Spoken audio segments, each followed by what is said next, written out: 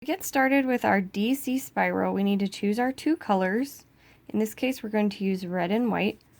So we're going to start out with our red, and we're going to chain 4, and then work 5 DCs into the 4th chain from the hook,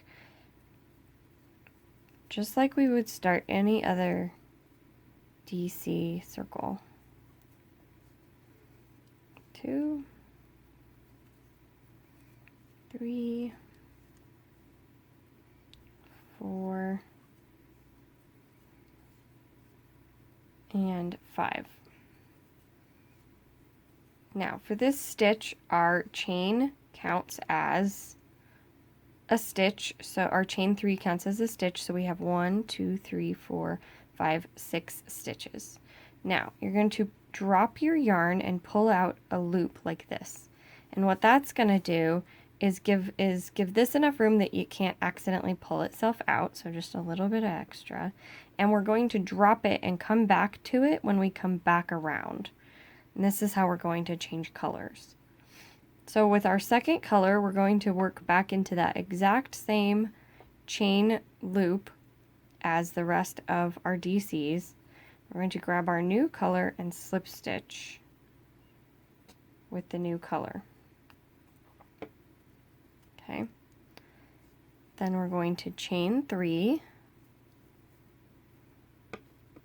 and work 5 DCs in white into that same center stitch. So 1, 2, 3, 4,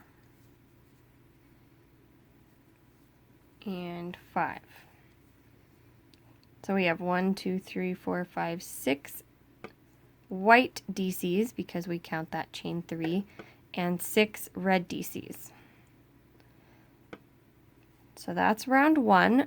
To start round 2, we're just going to keep going in a spiral. We're not going to slip stitch to join these rounds the way you would normally with DCs. Instead, we're just going to DC straight into the top of the chain 3 of the red section, and then we're going to do that again in that same stitch because this is an increase. So in the next stitch, we're going to work another DC increase. So just 2 DCs in the same stitch.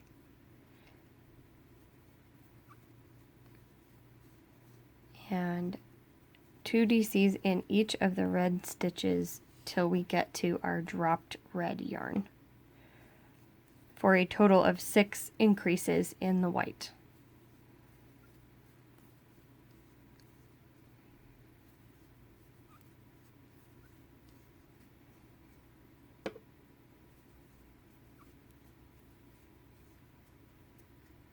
And this last one is a little hard to work into. I like to take my loop and kind of pull it over and out of the way so I can see that last stitch. That's red. Okay, so you can see we have 1, 2, 3, 4, 5, 6 white increases in round 2. Now it's time to drop our white, and we'll put the yarn back around the back of the work. It needs to always be on the back side. So if you put it over here, it's going to get hung up and stuck. So it needs to be on the back side of the work. And we're going to pick up our red loop by just putting it back on our hook and pulling it tight again like we're just going to do a regular old round.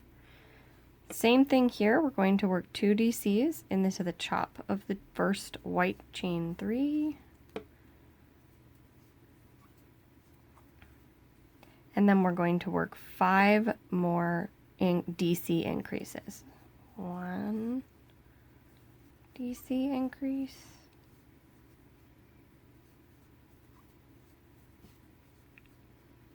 2.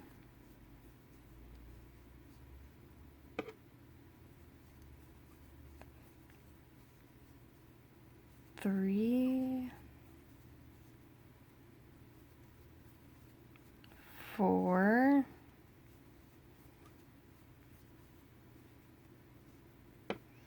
and 5. And that makes a total of 1, 2, 3, 4, 5, 6 DC increases in the red. So we're going to pull off a loop and drop that color.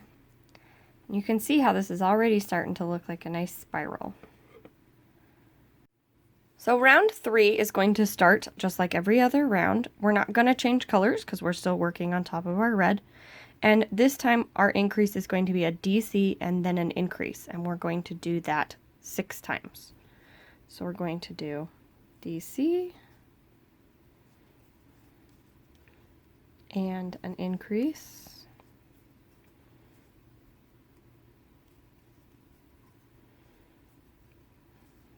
That's 1. DC and an increase.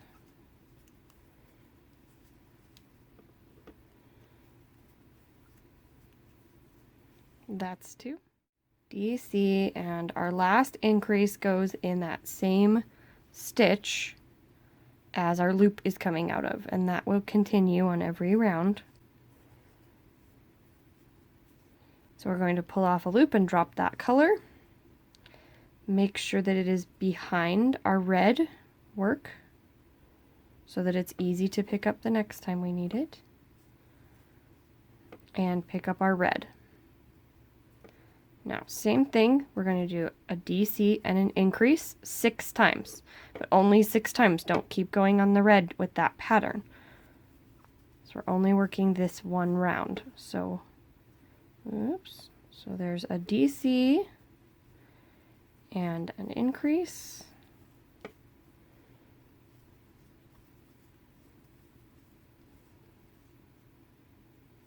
DC and an increase.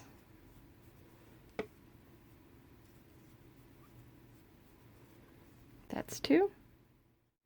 That's 5, and DC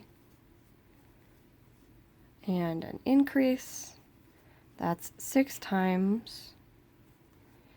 And that is the end of round 3. So as you can see, the end of every round, we're going to have white on one side and red on the other because we're only doing half and half. That is how you're going to tell your rounds end. And make sure you keep your count, because if you keep going with this increase pattern here, your work's going to start to curve because it's not going to be enough space between increases. So half of each side is going to be increases for that round in one color, and half is going to be increases for that round in the other. So when you've worked your spiral out to be as big as you want it to be, the end of the row needs to be tapered down. So what you'll do instead is do 5 of the 6 repeated increases, and then on the last one use the last 3 stitches, you can see here, to do a half double, a single, and then a slip stitch that will taper this down to a point. That way your edges don't look sharp and cut off the way that they did when we were working on our smaller piece.